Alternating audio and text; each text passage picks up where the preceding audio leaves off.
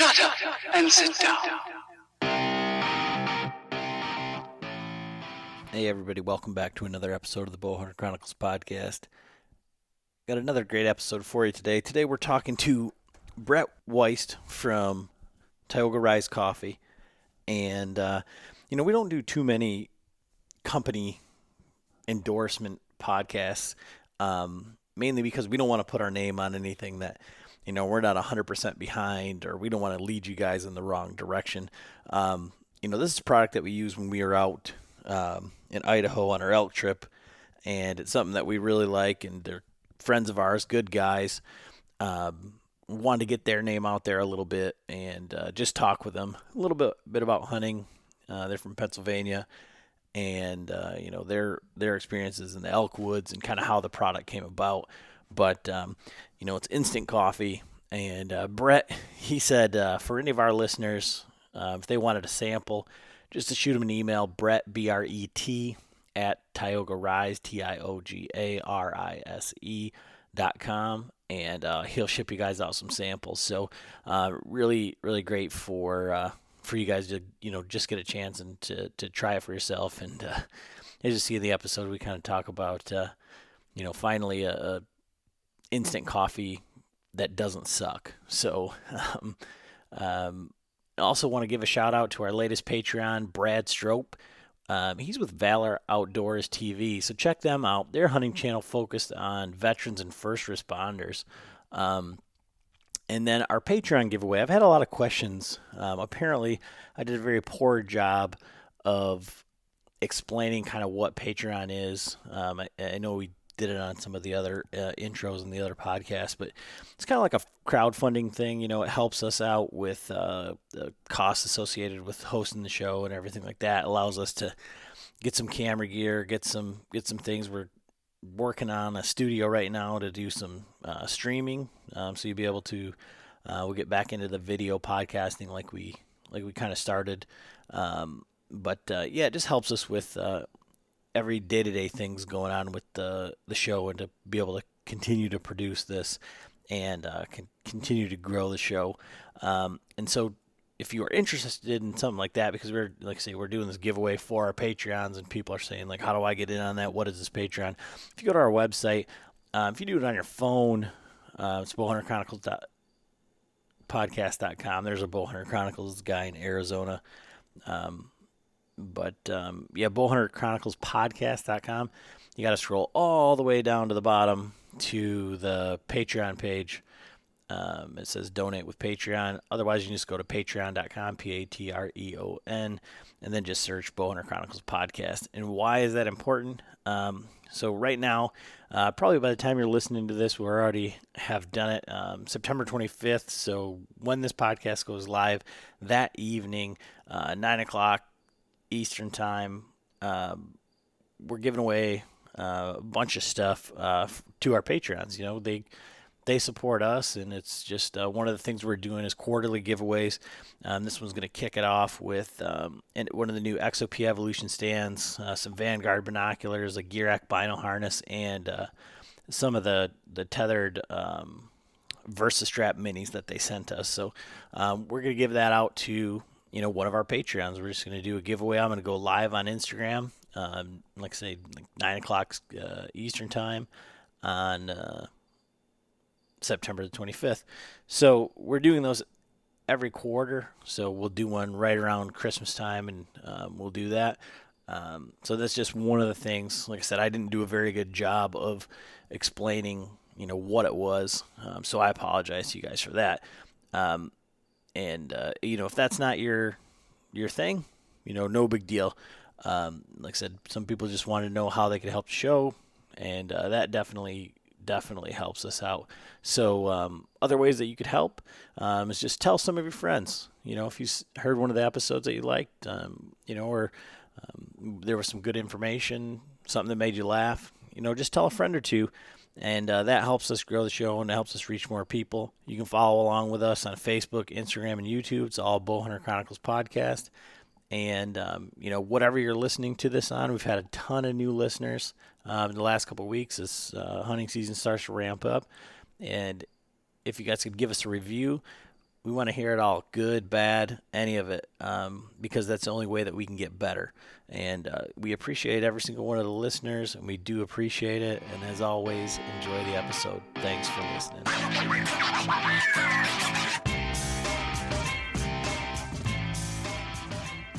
Hey, everybody. Adam, John, and Frank back with another episode of the Bowhunter Chronicles podcast. Today, we're talking with Bret from Tioga Rise Coffee. We met him through Jimmy McKinney and Serviceside, and we met up with him at ATA, and we're actually going to try to do a podcast at ATA, but man, you guys were super busy. You couldn't get any room in edgewise. So how you doing tonight, Bret? Doing great. Thanks for having me. Appreciate it. Yeah, so we're doing good. It's unseasonably warm here, so we're all sweating, drinking coffee, and beer. But yeah, it was super hot today in Pennsylvania as well. So you're out of Pennsylvania. Give us a little bit of background on kind of what you do, and then kind of your background in hunting and all that. Sure. So I'm the co-founder of Tioga Rise Coffee. We sell instant coffee only. That's our only product. We're not into regular drip style or other forms of K-cups or anything like that. We are simply instant coffee that comes in single serve packets. We just launched June of, I guess, last year, 2018. So we're a relatively young company, and based out of central Pennsylvania. Primarily, what we sell now is direct to consumer, so it's all on our website. But we are getting into some other online retailers that distribute for us, and maybe getting into some retail as well. Okay. And so how does that tie into the hunting industry, and why are we talking to you today? Right. Yeah, sure. Yep. So born and raised in Pennsylvania, which is so grew up a hunter, which is much like you guys are out of Michigan, right? Yep. Mm-hmm. So as it's, I think Pennsylvania and Michigan are like 1 and 2 or neck and neck for like the most licensed hunters.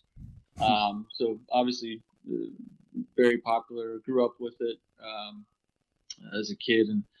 And so the idea for instant coffee and how this all came about is I went on my first, a buddy of mine, we went on our first elk hunt, first time hunting out west, first time elk hunting in 2016.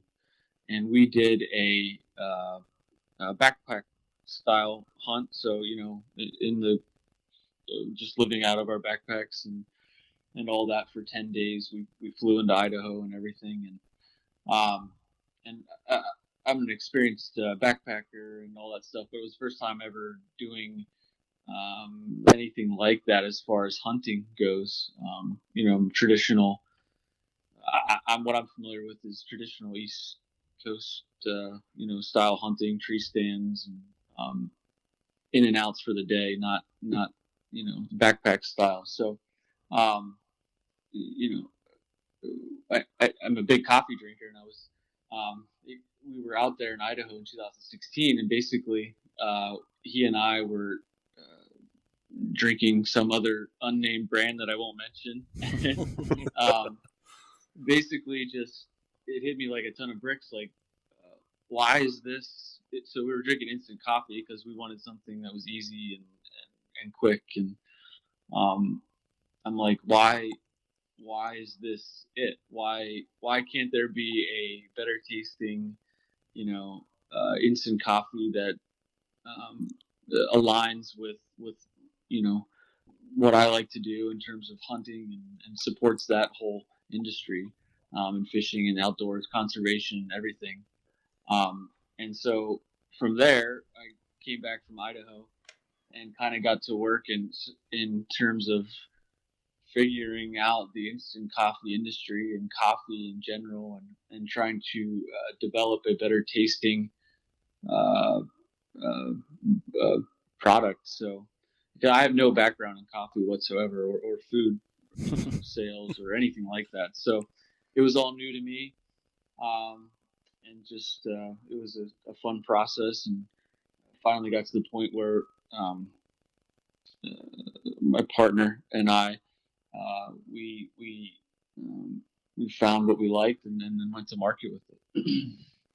And so on that hunt, I mean, so we were first exposed to your product there on the same thing. So we're, I guess the Eastern style versus a Western style hunt. It was our first time, and I drink coffee, I don't know, out of like boredom, I think. It's not like part of my like everyday ritual or routine or anything like that.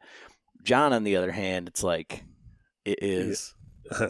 I have to have coffee every morning. I mean, I usually end up making a couple pots. So, and so when we were going into that, we came across Jimmy's like, hey, we got this stuff. And we're like, hey, we'll give it a try when we go out there. And so I had some old stuff that I had from backpacking or whatever that was just old, different Maxwell House or something. I don't even know what it was. And then John went and he's like, well, I got to get a French press, and had the whole like other side of it.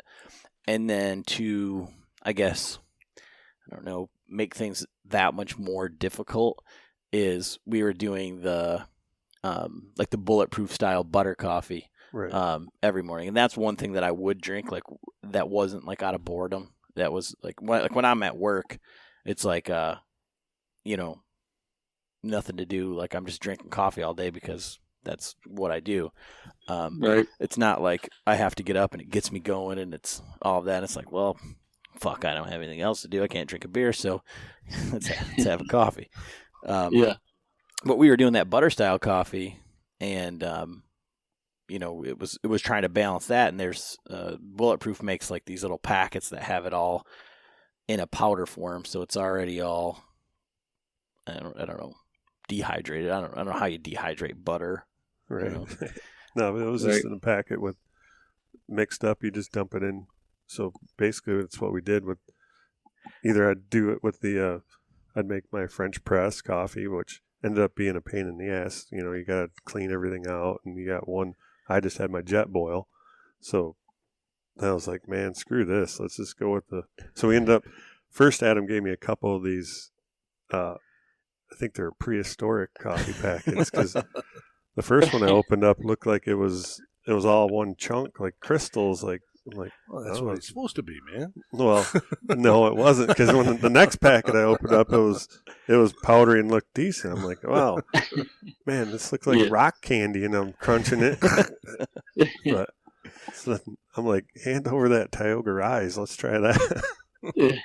Yeah, so we did our own like in the field, which one of these is better type things, and right. With John, like I said, he just had the one jet boil, and so that it was like he wanted to make coffee, but then he wanted to make breakfast, and then it was like, what a pain in the dick. Like right. It was just so messy, and it like the amount of time that it took was like, geez, like seriously. So right. I don't know. What were your like thoughts on it, John, as far as like the taste and flavor and all of that? Because it's like I said, dehydrated coffee, instant coffee is like already has that negative connotation, right? Like, oh, it's instant coffee, so it's supposed to taste like shit. Right. I think the couple of those packets were Nescafe or whatever. Okay, yeah. Those tasted like ass. So, but then once we started with the Tioga Rise, actually, I think I had a couple packets left when we got back, and I drank those, just at the house, like normal coffee. So, I mean, it was 100% better coffee. Yeah. So during that process of like learning how to do it, I mean, what do you do as like a regular day job or whatever, and how does that transition into like coffee? Or was it just like a whole bunch of like nerding out, and you were just like so passionate that you had to figure it out? Yeah. My day job is an attorney, so I'm not like nothing. Nothing related to coffee whatsoever, other than the fact that I'm the same. Like I drink it all day, just because that's the way I am. But Yeah, no. So it was just like complete like Googling and just trying to talk to as many people as I can, just to try to figure it all out. And so many dead ends that I'm like, well, this isn't gonna work, and just completely figuring it out from the ground up. No idea what I was doing. So for guys that have like I said, we love to talk to people that all of a sudden decide that they have an idea, whether that idea is like a podcast or that they're going to make a better broadhead or everybody's going to make a better something or other. That's why we like to talk to people that are like doers, like one of the things that we've set out to do with this podcast is from like a regular guy perspective, inspire people to get out there and do something, take some sort of action. And so where did you find the motivation through all of those dead ends? And I mean, because I guarantee you, if I was probably in your shoes, I'd be like, you know what, this is probably, there's a reason that there's not any better coffee out there. Like, right. I probably think that the biggest thing was that I realized that there was a need for something like this, and I really think that or thought there was a market out there for there was a big void for instant coffee that tastes good, and one that supported hunting, fishing, conservation, and kind of got into that niche, as opposed to like some big box brand instant coffee that might be okay. I really thought from a business perspective that there was a really good opportunity here to develop a product and fill that need. And I had always have an interest like you guys in doing stuff and being an entrepreneur and starting businesses. And so that was just this was just something that I identified from a business perspective, and it was interesting to me, and it aligned with my own interests, so that helps too.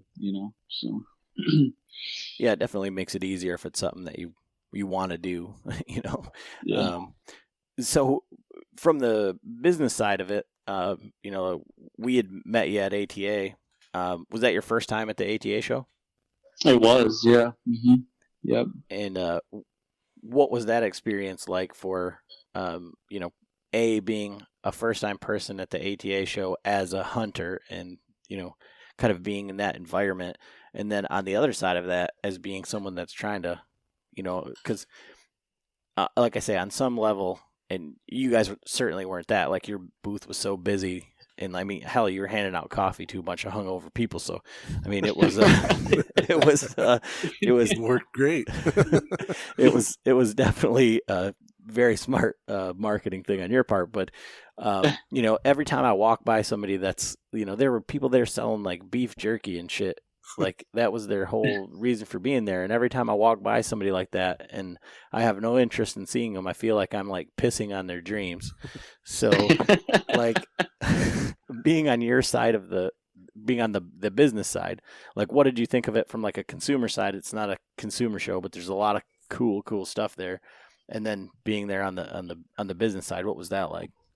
Yeah, from like a person who had never been there to any kind of archery hunting trade show, a non-public show, from a consumer's perspective, that was it was a bit overwhelming just to see all the different products and all these people coming together and everything like that. It was just definitely a unique experience for me that I guess I wasn't really prepared for.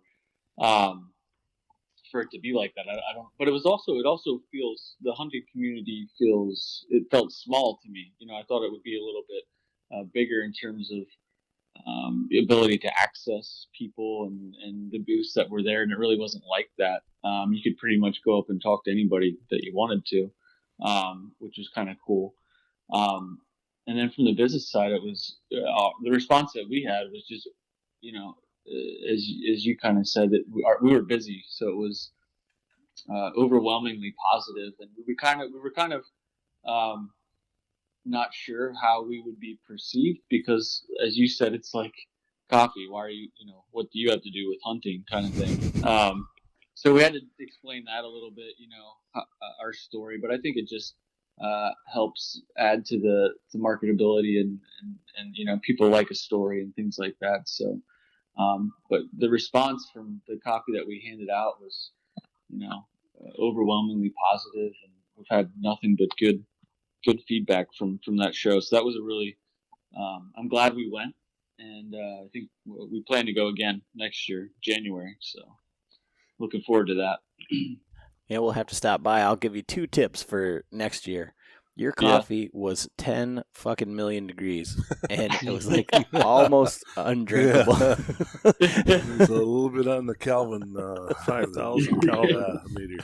So I don't know if you got that feedback, but Yeah, it was pretty hot. that's a good point. We did get a lot of people that said, you could probably cool this or serve this a little less hot. But it doesn't need to be the temperature of the sun.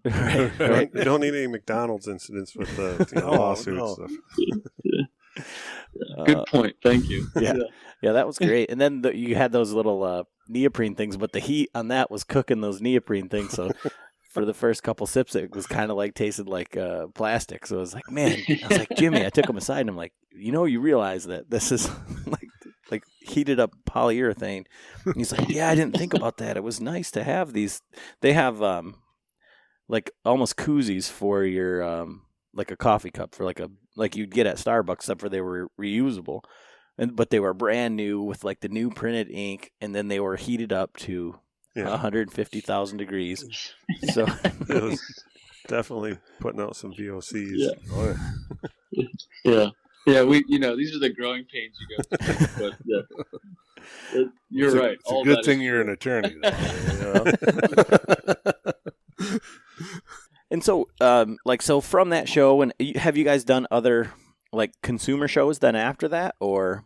We did one consumer show. We did the Great American Outdoor Show here in Harrisburg, Pennsylvania, which is it's like 10 days long show. So we were at that, and that was good too. And then we went. We went to Denver in July to another a trade show called Outdoor Retailer, which is more of just it's not all hunting centered. It's just it's more of like the backpacker, hiking, all types of outdoor industry companies there. Okay. And so you keep talking about the outdoors and hunting and having that sort of tie-in. Are you doing anything with giving back to conservation or anything like that? Yeah. So one of our models is a portion of our profits. We donate back to a different or conservation efforts and hunting and fishing groups. So as a new company, we was limited obviously in the beginning, and we hope we can grow in those efforts to give more money back and continue to do that as we grow in size and everything. So I personally here, I'm a member of the board member of the Backcountry Hunters and Anglers of the chapter here in Pennsylvania. And so we try to be involved not only in terms of giving back money, but also our time as well, which is, obviously just as valuable in some ways to be able to do that. So that's where we try to help out where we can and maintain our hunting population and opportunities to do that. So yeah, we've been approached by the 2% for conservation, and I've been trying to get in touch with them and get it set up. I guess it's a little bit different because we're like a business or a entity or something like that. So it's not just from a personal standpoint, but that's a great thing. And for people that don't know, it is both of those things. So it's not just money. It's a balance between time spent doing things like that and money. So yeah, on that the elk hunt that you went on, how did that go? How did that whole thing play out? That was I think we did great actually. We went archery season. We went in September, right around mid September. We had been planning it for like a year or so. And the first we had two locations that we had narrowed it down to in Idaho that we were going to try. The first one we definitely like. There was definitely we got on tons of elk sign, tons of elk moving through there, but they weren't there when we were there. We only saw one cow, so we moved there after about 4 or 5 days, and then picked up on our second location. And one thing that we learned that we missed or didn't pick up on was that certain trails in Idaho you can use motorized, like bikes, I'll call them, like trail cycles or dirt bikes or whatever. So we're the first spot, we're hiking in like 7 miles in, and then this motherfucker on a like a two-wheeled like trail bike. I don't even know what they're called. It's like a dirt bike, but they have they're smaller and they have big tires. He's blowing by us. We had no idea that you could even do that, so that was kind of a bummer. So then the second location we went to was foot access only, so that was much better in terms of pressure and everything. And we actually got on elk then. We got on a nice herd and saw a decent bull and made a move on them, and it didn't happen. But I was just excited that we found elk and we had an opportunity for our first time doing it. I thought it was a success for us. Anyway. Yeah, it's kind of like what we ended up. Where do you guys go? We went to Idaho as well. Did you? Yeah. Yeah, we. They were on the bikes that went by you. No, we were on foot as well. So. But yeah, that was almost identical story. Sans the bike, because the first couple days there was elk tracks. Elk pretty much walked by us in our sleep.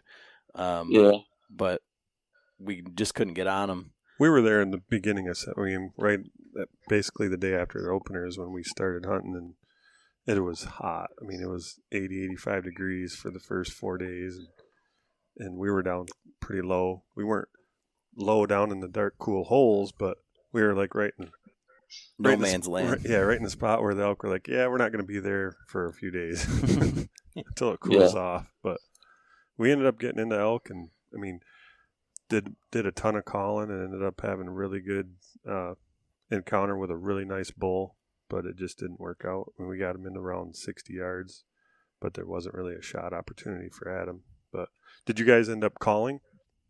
We did, yeah. The elk were mostly quiet though. Like we did not. I expected for them to be a lot more vocal. For whatever reason, that wasn't happening when we were there. We did hear some bugling and we had some responses to our calling, but not like I anticipated would happen. Particularly that time of year. It was awful hot when we were there too. It was unseasonably warm. It did cool off towards the end, which helped us a little bit. We actually had snow at one point, but yeah, we got into some bugling, so that was nice. Yeah, I think we heard our first bugle on the 4th day, which was like Wednesday, and it was just ended up being a spike, and we called him, and he came over, and ended up the wind switched up on us, but then it was just a couple bugles. Then we heard like a couple more on between Wednesday, Thursday, Friday. We had a few that we'd heard at night. So then it was that Saturday morning when we got up there, and we had heard a bugle on the way up, and then that one didn't work out. We ended up blowing out basically a herd of cows and a spike. And then we got up on the top of the hill where we were originally planning going all week, and all of a sudden a bugle cracks off down below us. And I'm like, I didn't even bugle at that point. So then I bugled, then he answered back, and then he wouldn't shut up. So then we're confused, like, man, this got to be a person, because we heard a few bugles, but nothing like this. And So we actually sat down and had our lunch, and John was ready to play Yankee Doodle Dandy. Yeah. He like literally stood up and said, "I'm gonna bugle Yankee Doodle Dandy, and if it fucking answers back, it's definitely a guy." And before I even got a note out, he bugles at me. I'm like, oh man. Then we ended up like, well, we better at least follow up with this. Well, what happened was it started trailing off down the bottom of the valley along the creek. And so we're like, it was a person, because there was a horse trail down there. And it was the Porter's Trail, went back in like 25, 30 miles. So, and it was Saturday morning. So we're like, well, guys must be coming in, and then, they're on horseback, just bugling, see if they can locate something, whatever. So it trailed off. So then, like, we sat there and finished our lunch, and all of a sudden, like 10, 15 minutes later, it started coming back, like bugled, and it got close, and it was right down below us again. We're like, well, let's just pack up and just go after this thing. So we started side hilling and bugling, and it started coming up. And then all of a sudden we heard this other bugle. It sounded like a dude bugling without a tube. I'm like, that's when I just stood up and just walked out, because had Adam go up about 60 yards in front of me, and I was back behind the big tree, and all of a sudden I heard that. It ended up being a cow bugle is what it was, but I heard that. I was like, what the fuck is going on? These clowns are out here. And so I just stood up and walked right out in the open, and then, like, not 10 seconds after that thing ripped off a bugle that there's no human was going to. It was like a dinosaur. Yeah. I'm like, holy shit. And then it was on after that. And we ended up chasing him down, and man, he was pissed off. He ended up having a cow with him, and I didn't see it, but Adam watched him like corral her up with his horns and just shove her up the mountain. So it was a pretty awesome situation. Yeah, it was. I mean, it was great, and for us, neither one of us having ever elk hunted, going in there just from a little bit of information. We got put in an area, but in just the maps, and said, well, this spot was, it was a lot of like places circled on a map here and there, and whatever you guys want to do, go figure it out on your own. And it was just awesome. And I can tell you, like, right now I'm just like sick that we're not doing it. Like, I don't know if you've had the same feeling, but it's like, it's September, and like everybody's out like elk hunting, and seeing all these elk that people are killing and stuff. It's like, oh my God, another year. Like, I'm like already planning next year's hunt, like, Yeah. right now. So was that your only elk hunt? Have you been back out yet? I haven't. That's been it. My buddy and I were just the guy I went out with last time. We were just talking this weekend that we're planning. We want to go again in 2020. So hopefully we can make that happen. Because you're right. Once you do it, you just want to keep doing it again. It's a lot of fun. Well, it's just such a different experience than like you said, like an Eastern hunt. Where you're sitting in a tree stand and you're waiting for something to happen instead of like going out there and making something happen. Like, it's just like now you feel like you've got a whole nother like skill set that you're just wasting sitting here. So it's like, come on. Especially watching all the people on social media. We got Pat and Amber out in Montana, and Tom and Sarah in Colorado, and man, I am going back. I'm going to Colorado in October. I'm taking my rifle this time though, so that'll be a different experience. Yeah. I don't know what I've never been hunting in Colorado, so we're going the second week of October, so soon. I'm looking forward to that. Yeah. I mean, just getting out there, it's just so beautiful. So logistically, right? So it's like it'd be longer for you guys, but it was like a 30-hour plus drive for us. Like, logistically flying out there, like with all of your shit, like how does that work? How did you guys manage that? Yeah, I thought that would be a lot.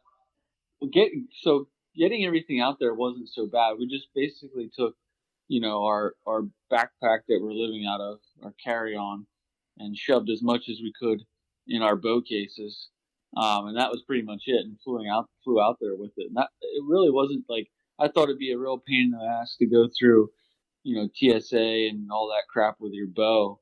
But that was not an issue at all. It was actually really smooth, and there's like nobody in the Boise airport, so that was super easy.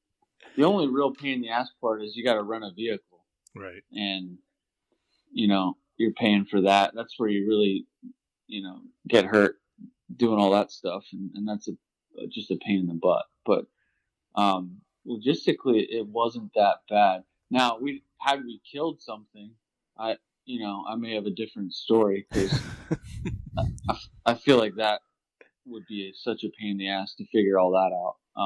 And we really didn't have a plan for that. It was kind of just, if it happens, we'll figure it out. You know what I mean? So, I would like to get maybe another guy or 4 guys to go out next year, and maybe we could make the drive, because it is a haul from here. We like to go back to Idaho, but I would prefer to drive if we could make that work. It's just getting off work. That length of time can be difficult, but yeah, it's almost like a double-edged sword. You spend 2 days driving out, or you could actually add 2 days to your hunt.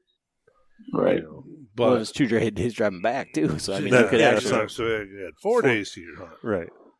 Yeah. So, but yeah, we drove straight through 30 hours, and we ended up, the last 2 hours of the drive were the worst, because we're in the frickin' mountains, and we didn't know it at the time. It's pitch black, and when we left on the next week during the daylight, we're like, holy shit, we drove through here, and I was like falling asleep. We pulled over a couple times where we were both like hallucinating, like seeing weird shit and colors, and looked like the rocks were moving.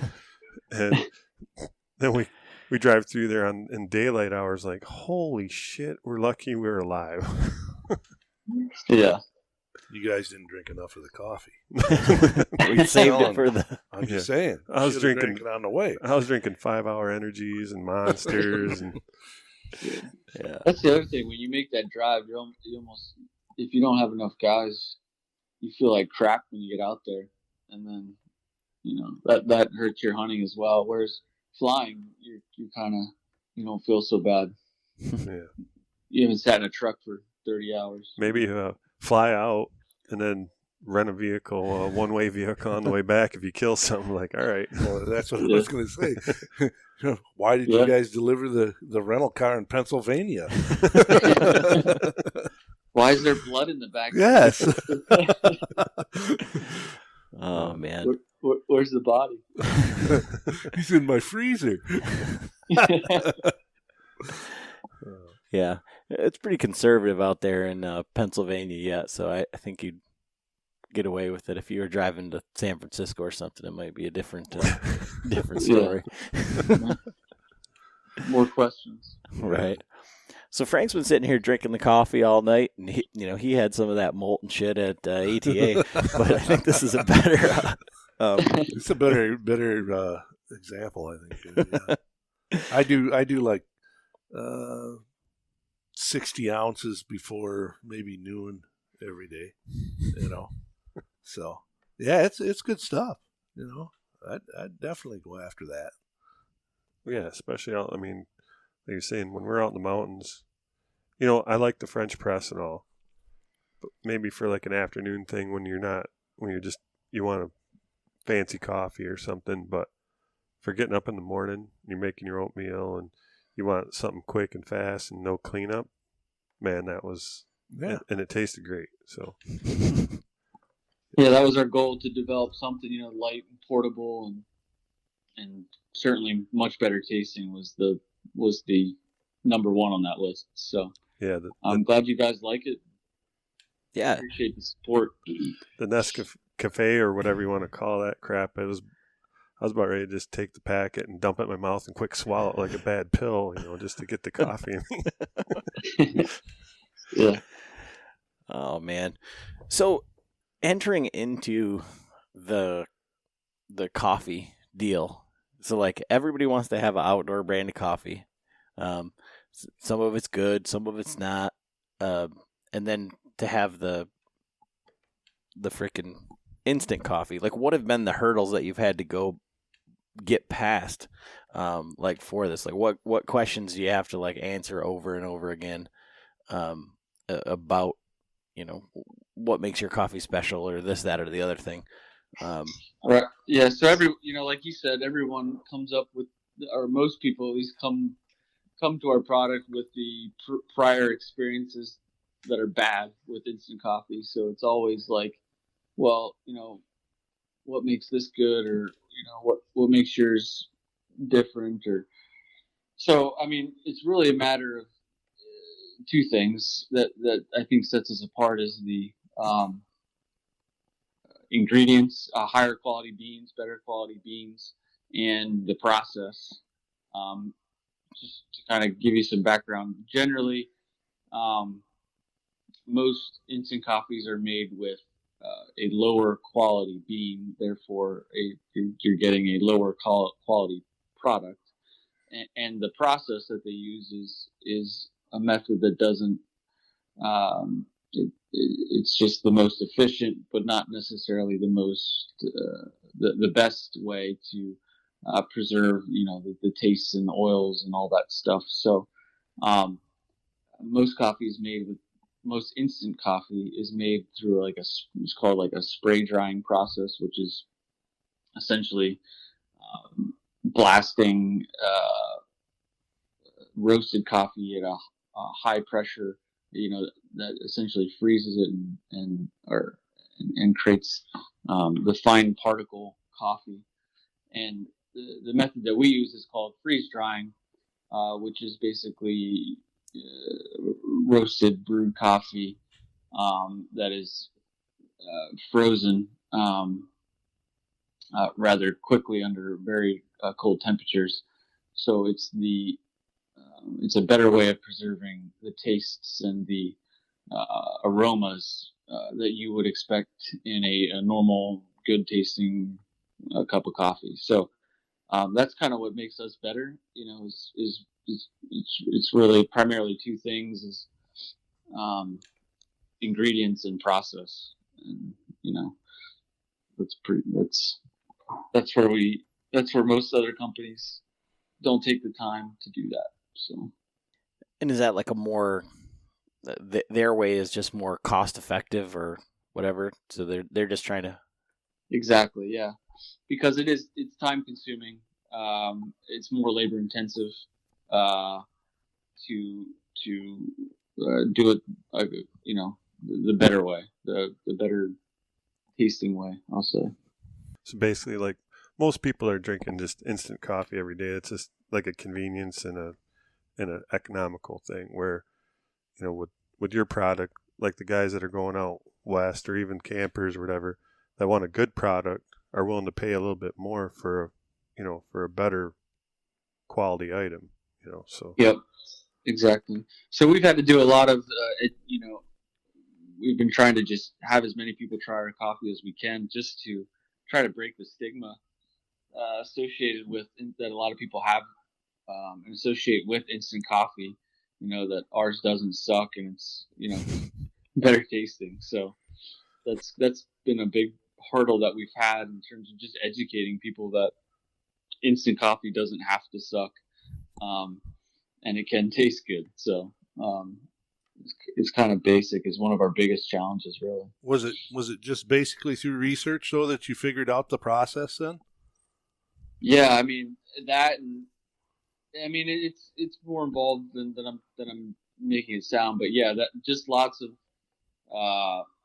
research and taste testing and sampling and trying different ways, and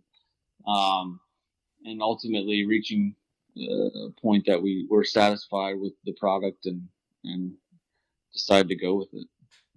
So if people want to try out your product, how do they go about doing that, or where can they find it, or how do they get their hands on a packet or 10 or whatever? Yep. So we are direct to consumer all right now. So we only sell off of our website, only then a couple other online retailers. We sell it in packs of 15 and 30.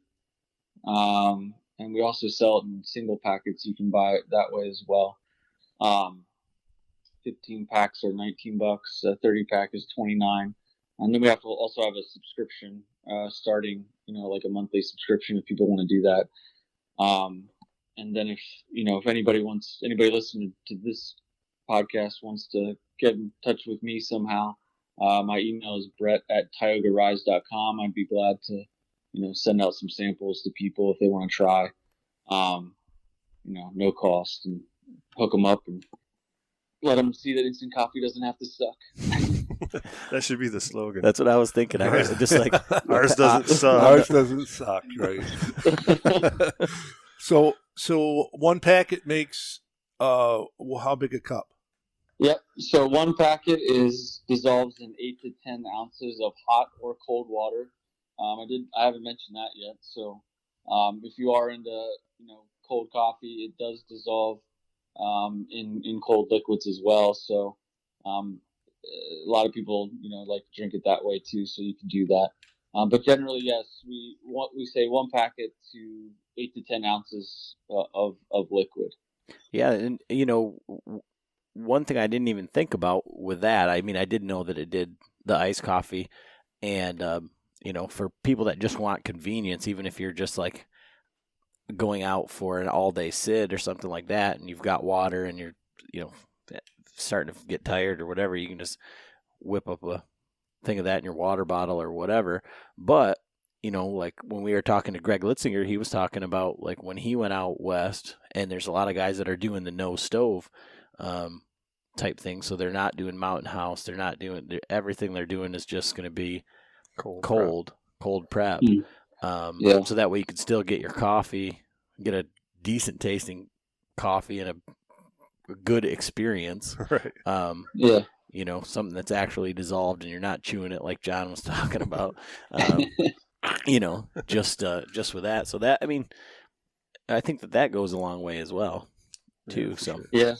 You can at least get your caffeine fix, if nothing else. right. Yeah.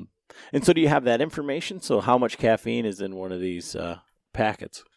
Well, I've never had it tested, to be honest with you, but I mean, it's comparable to a normal cup of coffee is what I would say, but it's not. I've never actually had it tested to see what the caffeine levels are, to be honest with you. Frank's over here. It looks like he's having a seizure, so it's got to be pretty good. Frank, are you all right? I'm good. You? Oh, man. So what's been your most, you said that you grew up in Pennsylvania hunting, that it was your first, time elk hunting or whatever. What's been your most exciting or memorable archery hunt? Most exciting. I don't know if I could pick just one, but I love Octobers here in Pennsylvania and going up northern Pennsylvania, whereas I have a cabin up there. My father-in-law does. It's located in Tioga County, which is basically is where I came up with the name for Tioga Rise. So that's the inspiration. Is that's where our cabin is located and where I spend most of my time in the fall hunting, and so that's where I like to be in October. Anytime that I'm up there is memorable to me, and I try to get up there it's about 3 hours from my house. It's probably some of the most remote country we have here in Pennsylvania, and it's just beautiful, and that's So is that public land or private that's on the cabin there? the cabin itself. We only have about a couple acres there, so I hunt Okay. primarily on state-owned land, which is about 10-15 minutes away from where we're at. Cool. Yeah. What's the situation like there in Michigan for Free for all. a public land? We actually have quite a bit. I mean, like, Yeah. I think Jason Meekoff, he just was spouting back at somebody that said there's nowhere to hunt in Michigan, and I think he said that was like 8 million acres. He needs to come and ride around with us for a day. Frank will show you every single piece of public here in Lower Michigan and upper too. That'll take 2 days.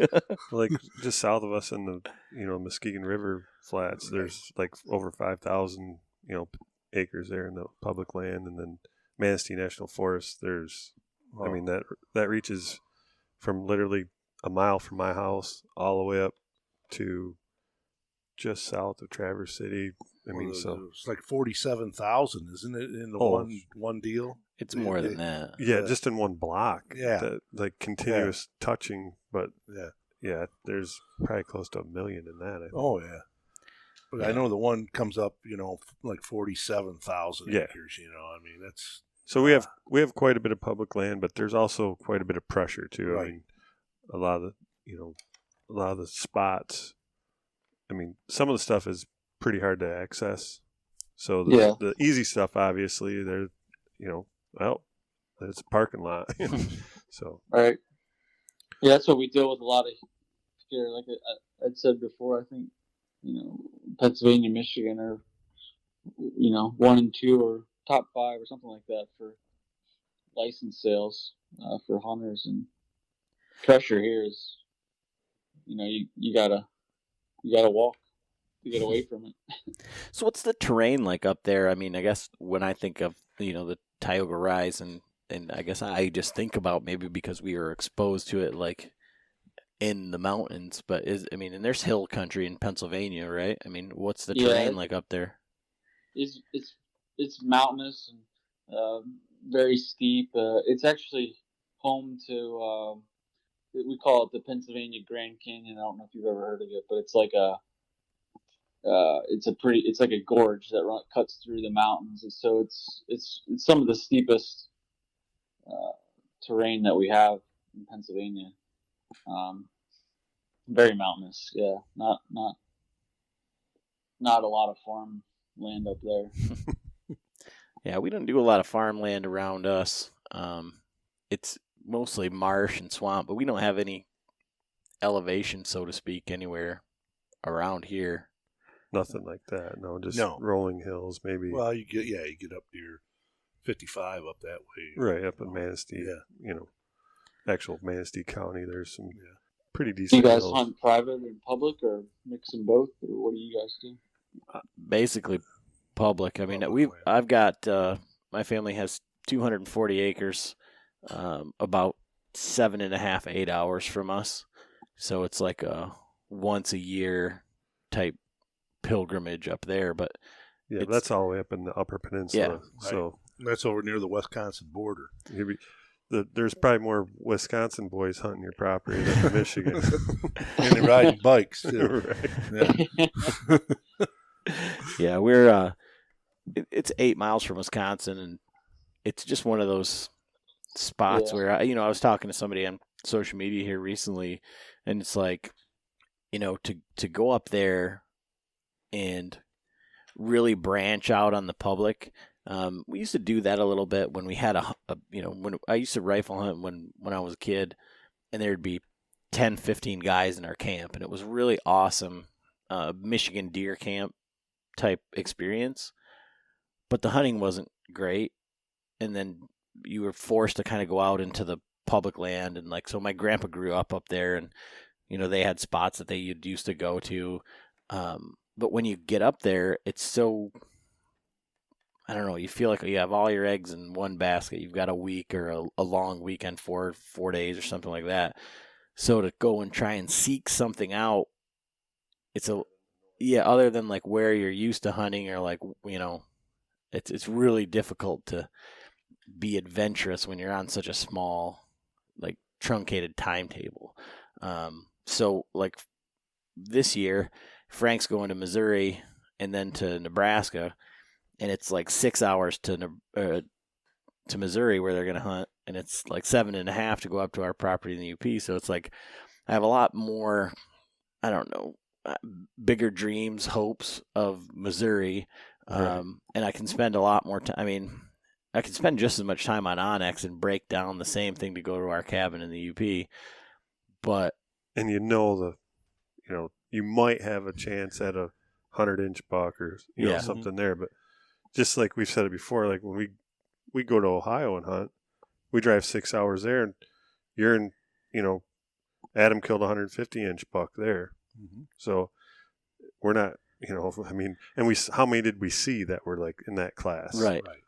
And so it's just a little bit different. So, I mean, we're mainly public land, and we're within, you know, an hour and a half of where we live. So it's, you know, easier to go out and do scouting and do some walkabouts and kind of get things figured out, I don't know, a little bit. Then Frank, on the other hand, he'll just go and, well, I went here once as a kid, and he'll shoot something. It's all public. Yeah, it's like our turkey hunt this spring. Is this the first time going to Missouri? Is that what you said? Yeah, it'll be our first time going to Missouri. Yep. Yeah. Well, actually, the second time. The first wasn't a very good experience. that was a scouting session. This it wasn't a hunt. It's a good thing. I've heard good things about the deer quality there. Yeah, our last episode here, we've got a good friend who's leased some property out there, and he killed like a 200, and their rules on their property, I think, is 150. We're going to be hunting public out there, but that wasn't his piece though. He originally he didn't even lease it. They had a 90-acre farm that the guy said, if you do some work for me and stuff like that, I'll let you hunt it. And he killed it. Was it 205? Yeah, it was the 204. 204, but this thing is just a giant, just a giant. So it was a barter. Yeah. But that was a barter deal. But and it's always nice to get like out of state, out of your comfort zone, and I don't know, just the same thing as going out west. Is I feel like, you know, if you're again, there's no difference, right?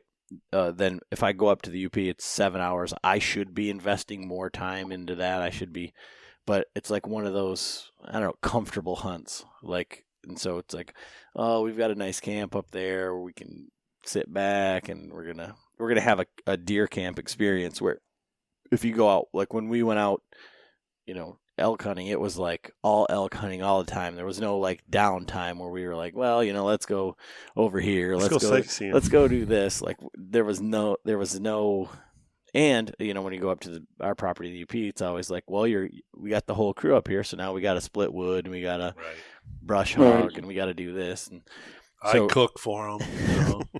So, you know, and the same thing, like when we went to Ohio, you know, everybody's like, you know, oh, it must have been nice. And, you know, your wives or girlfriends or whoever is saying, you know, a vacation. Yeah, it's just a vacation. It's like we got up at 3 a.m. and got back at like 8 o'clock, and then still had to make dinner. And like you finished your dinner like in your like I slept on the couch, so I was like in my sleeping bag, finished my dinner, and just lay down, and you know, then wake up in a few hours and go back and do it. Like we were there to hunt, and that was it. There was no really relaxing. There was no anything until you guys killed your deer. And then it was 130 beers in one night. Yeah, well, 6 guys. To show them how the Michigan guys do it. 6 guys, right? Yeah, but I think I drank 2 beers that night. So. Well, I made up for yours. Yeah, I had some of yours. I woke up, I had picked up a 30-pack of Busch Light, and got up in the morning, and it was like, well, it's gone. The other cases are gone. There wasn't anything we left. drank every beer in the building. We had. Yeah. I have a question about the Pennsylvania, say the public land. How much does the DNR get involved in say, you know, food plots, stuff like that? There are some, food plots that the Game Commission manages and responsible for, but it's definitely not, at least in my experience, it's not a big investment on their part or something they really, are looking to do. I don't think they're that interested in it, to be honest with you. Yeah. Do you guys have to register your deer too for when they're killed? No. Mm-mm. Oh. Like check, like what do you mean? Like when Well, you have to Report in. report in Ohio has a number you call, and you have to give the how it was killed, when it was killed, where it was killed, the township, the county, everything, what it was, what it was killed with. Reporting system. Right. And that's a mandatory requirement for any deer? Absolutely. Yeah. No, I mean, that's not something that we have to do. No. See, Michigan is the same way. They don't. Yeah. Now for bears, I don't know. You have to take them in Pennsylvania. You have to take them to check in a check station right away, and at least during the firearms, during rifle season or archery season, separate archery season, you have to, I guess, call a warden or somehow get in touch with them to figure all that out. So they're a little different. But as far as deer go, no, it's not a mandatory requirement. So on your archery season, you said it starts on October 1. Like we have, our archery season starts October 1st, and then it cuts off at November 15th, and our rifle season goes from November 15th to December 1st, and then our archery starts back up for another month. How does your archery season and gun season work? Yeah, we pretty much follow the same pattern. We have the archery season that opens up in early October and then goes through, I think it is that last looking at my calendar, I think it's the 16th this year. And then we have a 3-day, 4-day bear rifle season in between, and then deer rifle starts up just after Thanksgiving. Okay. And then we have that goes for 2 weeks, and then we have a late season archery that opens up the day after Christmas and runs through the first couple weeks of January. Okay. On that note, what is your archery setup? I have I'm shooting a Prime Synergy. I think it's 2 years old at this point. Black gold 3-pin sights with the bottom one's a slider, and I'm shooting actually same arrows. I bought a bunch from when I went out elk hunting in 16. Same arrows from 16 Carbon Express, small diameter pile drivers. And then I think, I know the broadheads that I'm shooting, they're Tooth of the Arrows. I think they might even be from Michigan or something. I can't remember where they're out of, but yeah, they're not from Michigan. I think they might be from Indiana. Is that what they're from? Okay. Not sure. I shot those. So when we went out to Idaho, probably the same story. Like you had to shoot fixed blade. So you're right. Yep. That's what I went with. And I mean, have you killed a lot of animals with them? Say again? Have you killed a lot of animals with them? I haven't. No. So I haven't had. I think I shot one doe with them so far, and I haven't had a lot of experience with how they do. Have you? Well, so I got them last year, and I mean, if I was like I said it on here before, like broadheads. Every company says that they're the best broadhead in the world, and they're the best broadhead until they're not, right? So it's never your fault. It's always the broadhead's fault, or whatever. But last year I shot 2 bucks, and they collectively went less than 100 yards. I mean, I watched them both die. So if I was the poster child for Tooth of the Arrow, man, they're the best broadheads on the earth. But one of them I didn't get a pass through. I mean, I shoot them in the back, in the neck, and I take the shot. I had this mentor one time. He said, you got to get a few under your belt, and you got to get an arrow in them. And so that's kind of my philosophy sometimes. You take the shot that you're presented. So I shot the one right between the shoulder blades, basically. and it went 30 yards and tipped over. And then the other one I shot just absolutely perfect, and it went 50, 60 yards and tipped over. But both of these deer I shot in water, and so there wasn't, I mean, it didn't have to track any of them, so I wasn't looking for a blood trail. I watched them both die, so I'm not a good example either. That's why I was asking you, because I'm like, you know, I don't know about blood trail or like whatever. It's, I mean, shot placement was key in my defense. I mean, they seem solid to me. Yeah. But like you said, everyone says they got the best. So Right. I mean, they tuned well, they shot good, you know. So yeah, he's my voice of reason over here. He's saying, they're good. They're good. I can't discount them. So all right, but yeah, man, really great coffee. I mean, it's something that I think we're going to continue to use. It's not something, if I'm our next trip out west, and for my trip over to Missouri this year, it's definitely going to be in my pack for my all day sits and everything like that. So what you guys are doing over there is great. We appreciate what you're doing, and not making coffee that sucks. So just cool it down a little bit. That's all. Do our best. Yeah. I appreciate you guys having me on. I appreciate the support, and let me know if you run out of coffee. Yeah. Where can people get a hold of you? Like I said, because it's you said you gave out your email. You want to give that one more time? And yep, my email is Bret, and it's BRET1T at TiogaRise.com.